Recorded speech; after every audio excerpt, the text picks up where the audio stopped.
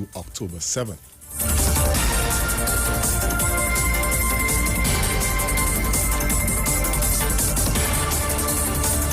And now the details. Director of Operations at the Caribbean Examination Council, CXC, Nicole Manning, earlier reported a 12% increase in grade 1s among CSEC mathematics candidates in comparison to 2019. Results for the 2020 examinations were released today by the council, which boasted 52% of students sitting the mathematics examinations receiving grade 1s. Ms. Manning stated that 72% of students across the region who sat the Cape mathematics attain acceptable grades. She also stated that there was a slight improvement for CSEC English, with 82% attaining an acceptable grade. 23% of students attained a grade 1. The Trinidad and Tobago Unified Teachers Association had called for the exam to be staged in September and slammed the Ministry of Education for not postponing the examinations. But on Tuesday, CXC Registrar and CEO Dr. Wayne Wesley said he was happy the exam took place when it did. A woman police constable, Samantha Davidson, was today granted $250,000 bail when she appeared before Justice of the Peace Stephen Young to answer 5 charges of fraud.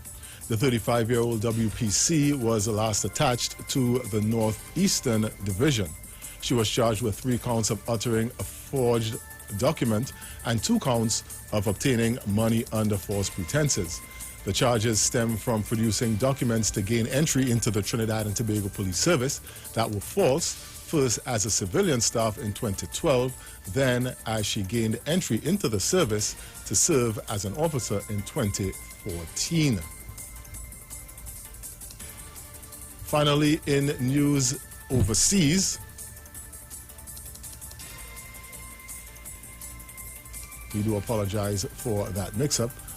Prime Minister of Jamaica, Andrew Holness, during a virtual press conference in Jamaica today, announced the extension of the country's island-wide curfew for another 2 weeks owing to the COVID-19 pandemic. The period will now end on October 7th. The daily curfew period begins at 8 p.m. and ends at 5 a.m. the following morning. Mr. Holness also announced that quarantine measures will remain in place for people coming into Jamaica and urge those coming onto the island to respect the protocols. No more than 15 people can gather, and public transportation vehicles will continue to permit to carry 1 fewer person than it is licensed to do. And that was a look at your news to 4 p.m. on the street, 919 FM. Our next major newscast comes up at 7 a.m. tomorrow morning. I am Jason Shields. Do have a good afternoon.